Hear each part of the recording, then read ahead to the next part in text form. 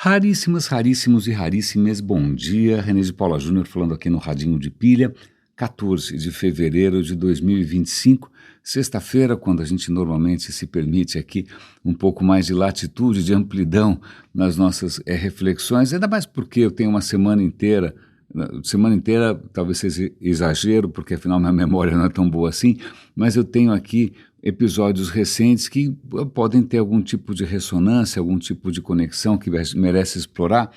E eu me lembro de um episódio recente, não sei se foi ontem ou anteontem, quando eu estava muito empolgado com o que o cientista e divulgador de ciência, o Neil deGrasse Tyson, falou a respeito do Newton, que para ele Newton era a mente científica mais brilhante, né, que ele conseguia se lembrar. Mas é interessante porque eu estava hoje vendo uma série de coisas, notícias daqui, notícias das áreas mais diferentes possíveis e imagináveis, mas eu ainda acho, se vocês permitem a minha modesta opinião, que é difícil encontrar alguém mais revolucionário do que Darwin. Né? Não só evolucionário, mas também revolucionário. Né? E até dá para entender por que ele ficou com uma certa relutância, um certo receio. Ele hesitou antes de publicar suas ideias, porque ele percebeu que isso tinha desdobramentos realmente, perdão, limpando um pouco a garganta, ele percebeu que ele estava ali movendo placas tectônicas em inúmeras áreas, em inúmeros discursos. É simplesmente a ideia da evolução. Uma ideia, tem até um aspecto, acho que dá até para conectar isso com a própria história do Congo, que eu estava comentando com vocês, do Congo belga, né, uma história completamente perversa, né? Mais uma vez você tem um líder, nesse caso Leopoldo II, né, da Bélgica, que sozinho resolve promover e estruturar um massacre, uma exploração sem precedentes. Acho que ele nunca pôs os pés no Congo. Imagina, ele organizou todo um esquema em que milhões de pessoas foram mortas, torturadas. Imagina, as histórias são medonhas. Eu nem vou contar de novo, porque eu contei ontem aqui, não é? E tudo isso a partir de uma mente perversa, mas não é só ele, afinal, várias e várias pessoas abraçaram essa ideia ou essa ação com alegria. E isso é bastante desconcertante, sobretudo porque, e aí sim eu conecto de novo com a história do Darwin, o Darwin deu origem, infelizmente, a algumas interpretações muito equivocadas e muito perversas. Né? Quando você fala de evolução, evolução para Darwin é basicamente o seguinte: ele não entendia muito bem como isso funcionava no ponto de vista molecular, no ponto de vista material, né? Mas o que ele percebeu é o seguinte: as criaturas nascem com diferenças, algumas dessas diferenças ajudam ela a se reproduzir e sobreviver mais. Então, aquelas que têm essa diferença, só pelo fato de acaso completo, não é, de que elas são um pouquinho diferentes, essa diferença pode ser benéfica num certo momento, né, que a natureza vive mudando o tempo todo, não é mesmo? Então, de repente, naquele momento da natureza, aquela mudança completamente aleatória, ela pode ser benéfica e ela pode prosperar. E aí, de uma hora para outra, essas mudanças que são casuais, elas vão sendo selecionadas, mas é meio curioso, né? Porque não é que a natureza é, sei lá, alguma entidade com consciência e que vai ficar, mas de qualquer maneira, né? Mas você tem essas mudanças que têm sucessos variáveis, e ele chamou isso de evolução. Um dos entusiastas, acho que foi o Wallace que fez isso, se não me engano, ele cunhou a frase que não é tão legal assim, né, que não está necessariamente, acho que no texto do Darwin, que é a sobrevivência, a struggle for life, a luta pela vida, a luta. Então você começa a introduzir nessa história da evolução da vida uma luta, e luta tem vencedores e perdedores.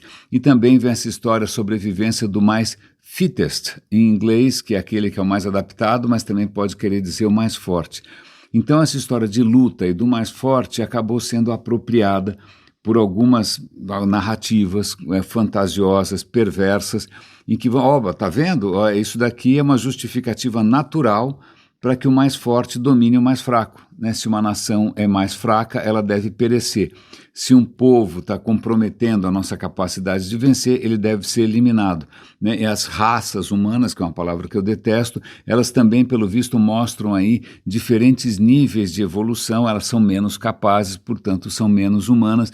Então tem uma distorção completamente perversa, né, do discurso darwinista. Darwin nunca propôs uma barbaridade dessas, morreu antes de conseguir ver onde essa coisa ia dar, mas isso por certo está por trás dessa história do que acontece no Congo. Eu estou ouvindo agora um episódio novo do The Rest is History, em que eles estão contando como que isso tudo cai por terra. O que acontece é que era um funcionário, né, um contador, basicamente, um auditor. Ele começa a perceber que os navios estão chegando do Congo cheios de riquezas, marfim e agora borracha, né, porque o Leopoldo percebeu que borracha ele tinha que explorar o mais rápido possível, porque no Congo a borracha é extraída de um tipo de trepadeira que já está lá, já está tudo bonitinho, é só extrair, enquanto os outros países do mundo vão ter que plantar seringueiras. Essas seringueiras vão demorar 20 anos antes de poderem produzir látex. Então ele falou, cara, eu tenho que acelerar. Então ele turbina essa máquina de exploração e morte. Então os navios estão chegando com borracha, que valia uma fortuna, né? E também borracha, inclusive a demanda por borracha começa a crescer, também por conta da eletricidade. Né? A eletricidade requer isolamento, requer que você isole os cabos, mas também se usa borracha para um monte de outras coisas. Então ele começa a perceber que os navios chegam cheios de riquezas e voltam praticamente vazios. Ué, a gente não está pagando para eles, não tem nada em troca? Como é que é esse comércio? Porque o Leopoldo estava posando de humanitário, estava posando de bacana, mais ou menos como o Mark Zuckerberg dizendo que ele quer, na verdade, conectar as pessoas. Sei.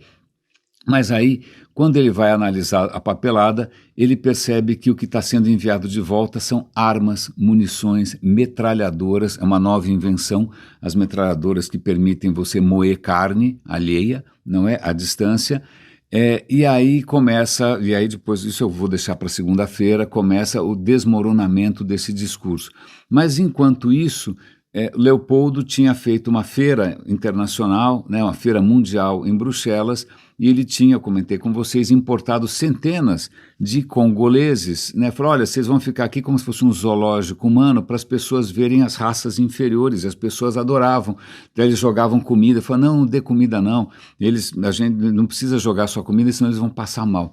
Na verdade, além dessa perversidade, né, que inclusive fez sucesso, né, de exibir humanos como se fossem animais, eles obrigaram os congoleses a fazer um teatrinho, fica remando aí no laguinho, fica brincando de, sei lá do que, de caçar, fica brincando aí de fazer rituais e, por favor, vistam as suas vestimentas tradicionais, o que significa paninhos, certo? E aí vamos lembrar que estamos falando de Bélgica, estamos falando de frio. O que acontece que, coitados, só para prover um bom espetáculo, muitos deles morreram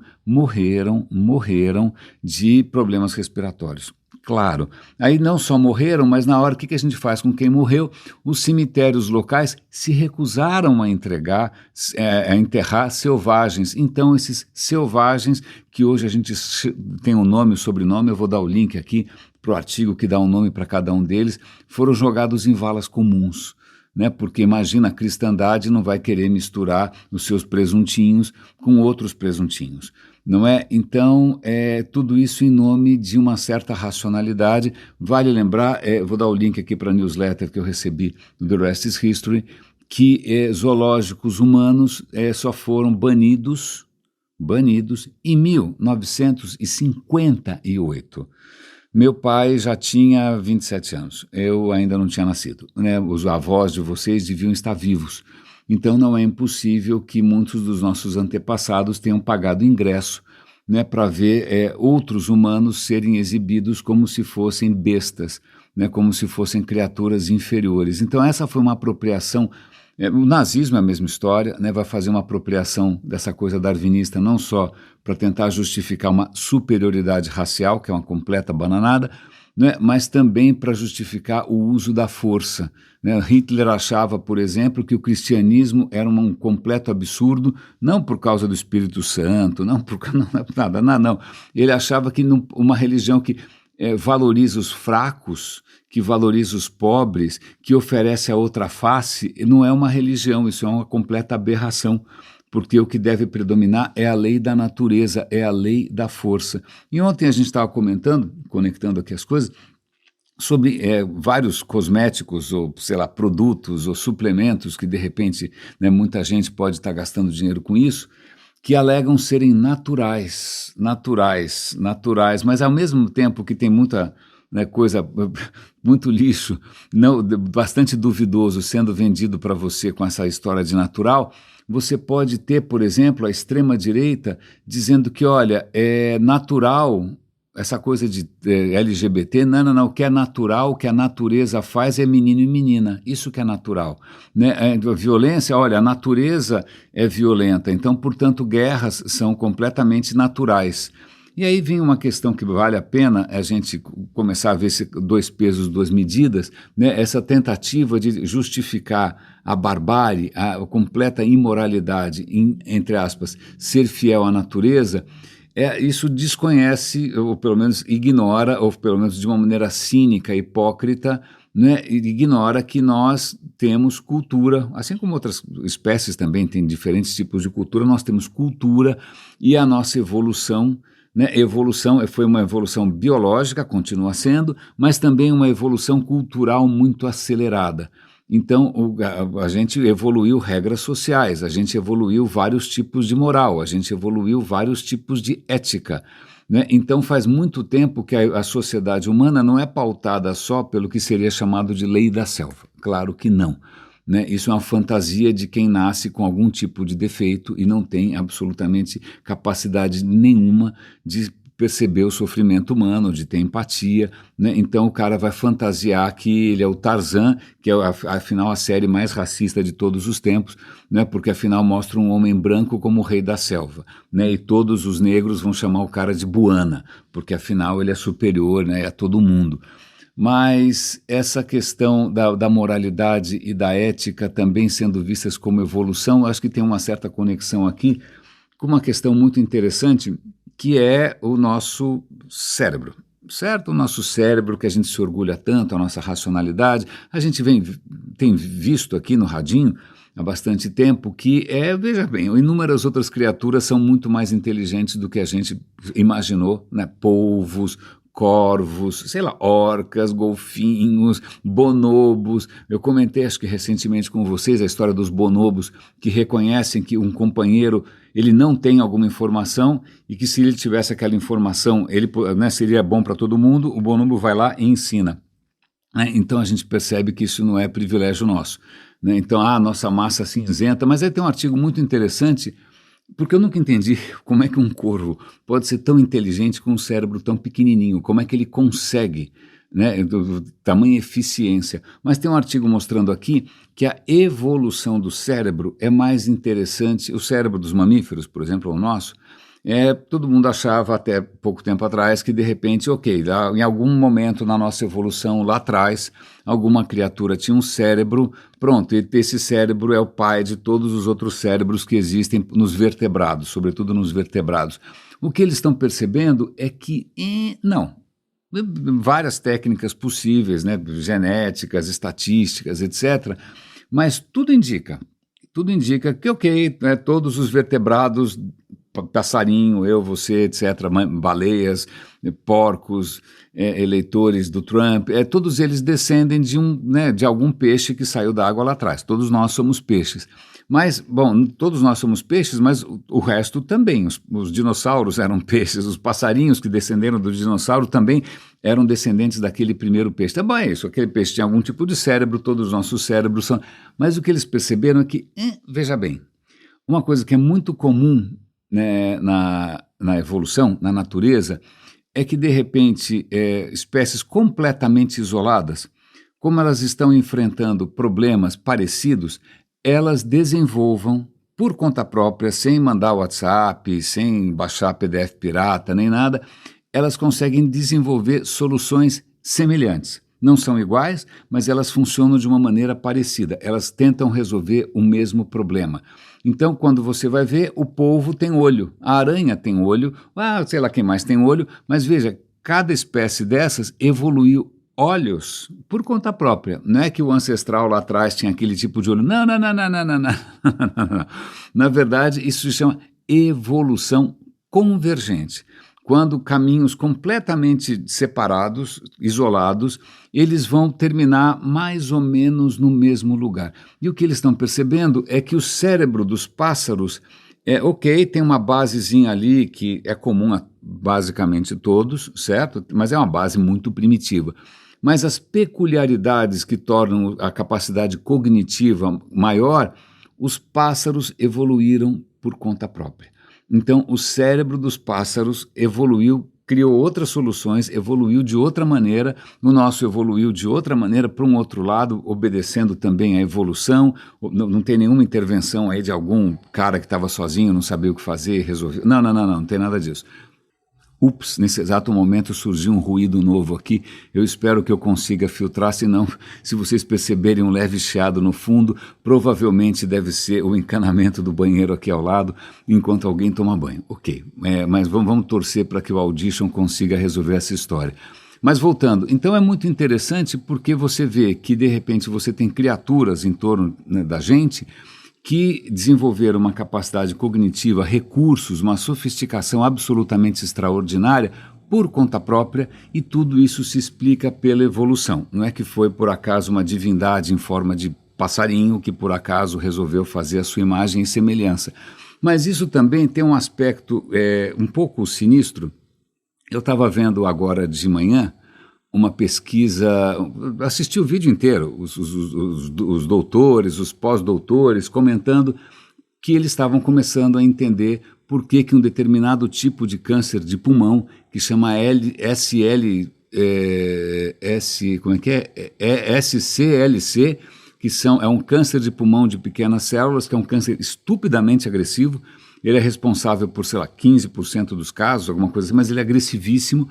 Por que ele é tão agressivo? E eles descobriram que essas células cancerosas, elas começam a se desenvolver em torno dos nervos do pulmão, né? E o que acontece, elas se desenvolvem em dois tipos de célula. Uma célula que é ali meio assim, aparentemente inofensiva e que produz lactase, e uma outra célula que parece um neurônio. Parece, tem aqueles cabinhos lá que eu não lembro como é que chama, não sei se parecem uns dendritos, é assim que chama. Né? Pois bem, o que eles perceberam é que essas células que parecem neurônios, na verdade, elas têm uma atividade elétrica, elas se conectam. Então é como se esse câncer ele estivesse desenvolvendo em paralelo a sua própria rede elétrica off the grid. É como se ele estivesse construindo um circuito paralelo. E, curiosamente, quanto mais alta essa atividade elétrica, mais rápido o tumor se desenvolve. E aí, obrigado ciência por descobrir que uma droga utilizada por neurologistas, que é uma droga desenvolvida a partir da toxina do baiacu. Baiacu é aquele peixinho que faz pup, assim, não é? Essa toxina do baiacu, ela tem um efeito inibidor dessas correntes elétricas, e aí uma droga da neurologia pode ser usada para retardar a propagação de um câncer de pulmão. E aí eu fiquei pensando, aí eu me lembrei eu falei, puxa, que sofisticação, né? Imagina, uma célula de tumor que, né, sem mais nem menos, resolve fazer um sistema paralelo aí, né, um governo paralelo. Mas aí eu me lembrei de uma conversa que eu tive, sem mais nem menos, com o ChatGPT, faz alguns dias, que eu estava pensando de novo na questão do câncer. E o câncer tem uma variedade gigante, são centenas de tipos de câncer, e todos eles têm algum tipo de complexidade extraordinária, é uma coisa maquiavélica, eles conseguem inibir as defesas, eles conseguem produzir seu próprio ecossistema, é muito complexo. E aí eu perguntei para o nosso amigo ChatGPT, brother, me explica aí, né, essa complexidade toda dos tumores, de onde ela vem? né? Porque, veja, era uma célula que antes, sei lá, uma célula do pâncreas, ou do fígado, ou da próstata, seja lá o que for, quer viver sua vida como uma célula de câncer ou de próstata, né? Mais ou menos como um torturador do Congo belga, ele podia passar a vida inteira como sei lá, um funcionário do correio belga, mas de uma hora para outra ele sofre algum tipo de mutação e vira um monstro torturador. Né? O que aconteceu com essa célula? Como é que esse comportamento complexo aparece? Isso já estava nas instruções, mas de onde surge? E aí vem a explicação do nosso amigo ChatGPT. Não, esses comportamentos evoluem. Então, veja só, não é que um câncer nasce pronto, ele vai evoluindo. Então, a mesma evolução que promove, né, a diversidade da vida é a mesma evolução que vai promover a potência, né, a malignidade, inclusive a inovação disruptiva, vamos chamar assim, de um câncer. Evolução, evolução, evolução. Eu fiquei muito impressionado, porque, veja, alguns dos comportamentos que esses tumores... nossa, é uma coisa diabólica, né? Não é possível que o cara aprendeu isso sozinho, sim senhor, ainda mais porque eles se reproduzem muito rápido, né? Se reproduzem muito rápido sem algumas salvaguardas, né, que protegem normalmente o código genético, e aí, salve-se quem puder, o que acaba sobrevivendo é isso daí. Né? Mas aí isso não para por aí, porque hoje, aliás, fazer um pequeno parênteses aqui, eu lembro que eu estava assistindo um desses documentários no History, Discovery, era alguma coisa sobre a expansão do universo, e eu lembro que num certo momento tem uma cena, que eu não vou conseguir encontrar isso nunca mais, era como se fosse um auditório de cinema, uma sala de cinema, sentado nessa sala vazia, tem um cara de camiseta preta. Eu olhei e falei, o que eu estou fazendo ali? Né? Ok, depois chegaram mais perto, eu vi que o cara não era eu, né, graças aos céus, mas parecia bastante, sob vários pontos de vista. E minha mulher concordou também. Eu pesquisei naquela época e descobri que é um físico português chamado João Magueijo. E não queira imaginar como que estrangeiros falam João Magueijo, deixa para lá. Mas o João Magueijo é um cara bastante inovador, é quase um rebelde ali sem causa dentro da comunidade física. E agora eu entendo, são os meus traços lusitanos que me aproximam desse rapaz mais lusitano do que eu.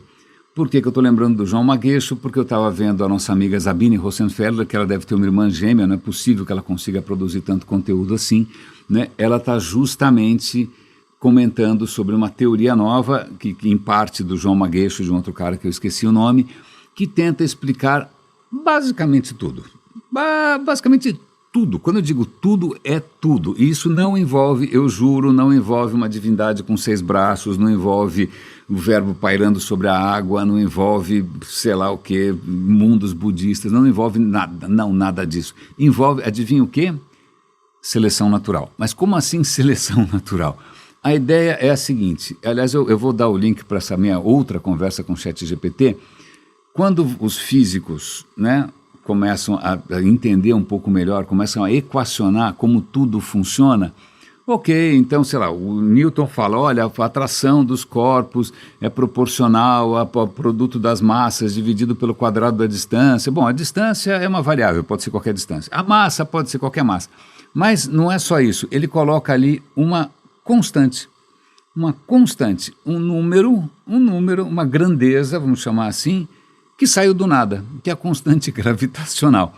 Aí você fala, da onde saiu essa constante? Desculpa, tem que pôr aí, senão a conta não funciona. Tá, mas vamos lá, mas por que essa constante é assim e não é assado? Olha, veja bem, é como quando você estuda línguas, né? Por que o italiano bota isso? Cara, desculpa, é assim, não enche o saco. Evoluiu dessa maneira. A língua, pelo menos, veja, as línguas também evoluem, certo? Certo. Pois bem, o que acontece é que a física tem várias constantes. Você pode ter a constante, por exemplo, uma constante que é extremamente importante, é a constante gravitacional.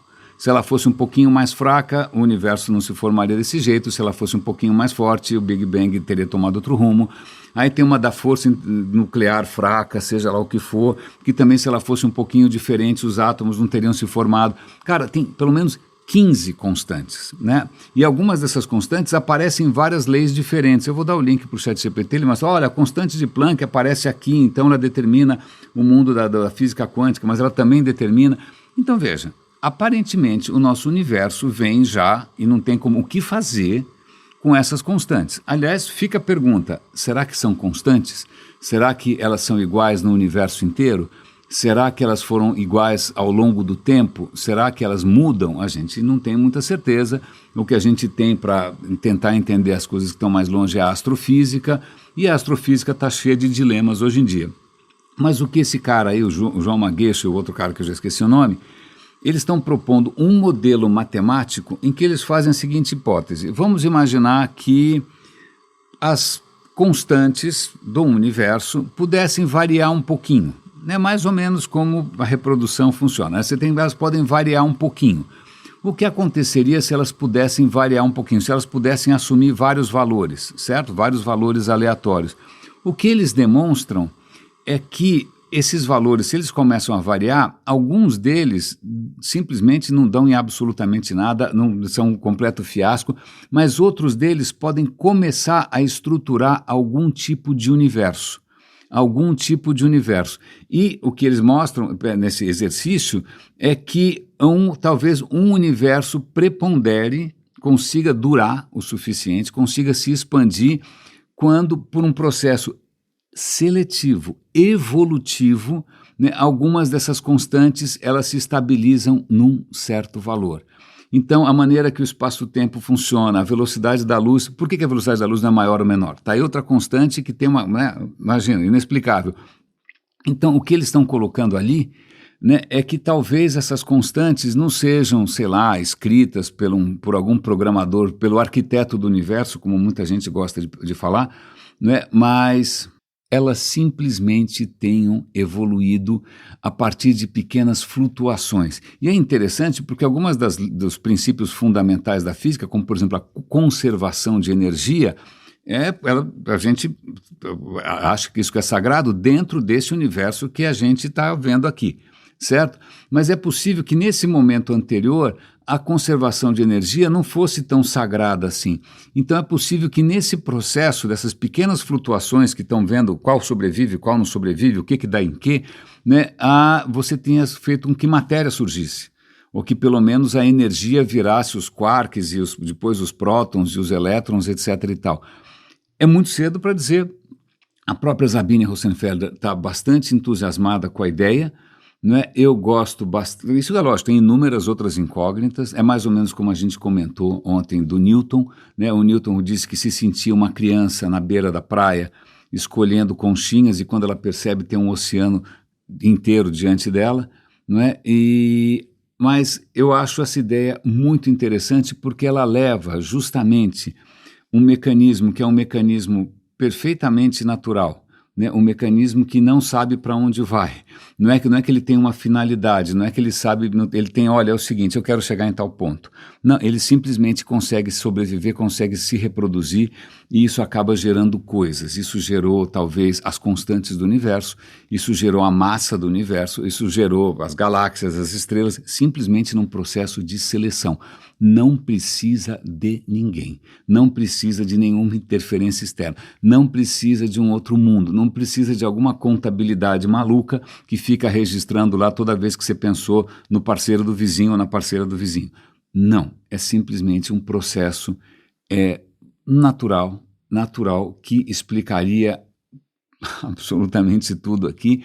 E ainda mais, de novo, vamos lembrar que nós não somos mais criaturas presas simplesmente à evolução biológica, né? A nossa biologia inventou de uma maneira evolutiva, né? Os nossos primatas antepassados foram criando organizações cada vez mais sofisticadas e tendo sucesso com isso, né? E aí foram surgindo culturas, o nosso cérebro também foi se adaptando a isso.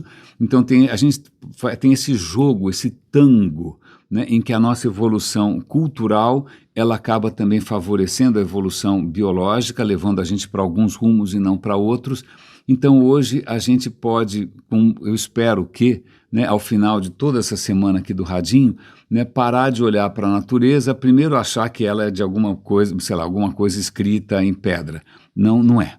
Em segundo lugar, a gente usar a natureza como desculpa para comportamentos que são completamente desumanos. Isso também absolutamente não procede. A gente pode mais do que isso.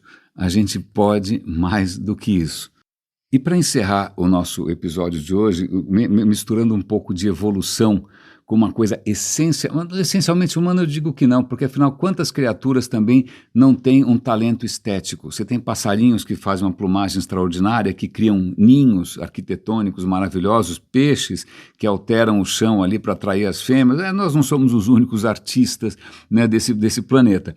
Mas, bom, a gente sempre se orgulhou do nosso talento artístico e eu tenho, já que a gente está falando aqui de impérios, né, a gente já falou bastante aqui do Império Austro-Húngaro, cuja capital era Viena, o Império Católico, inclusive, altamente católico. Vamos nos lembrar aqui de um pintor que eu, pelo menos, adoro, espero que vocês também, que é o Gustav Klimt. Puxa, aliás, acho que a única vez que eu fui para Viena há muito tempo, novinho pra caramba, Durango, o tempo estava uma porcaria. Eu fui até lá não porque eu tivesse algum interesse em cavalos, né, fazendo coreografias ou arquitetura barroca, não me interessa tanto, mas eu queria ver Klimt e Egon Schiele, tá bom? E o Klimt tem aquelas pinturas que parecem mágicas, né? Elas têm alguma coisa um pouco estranha.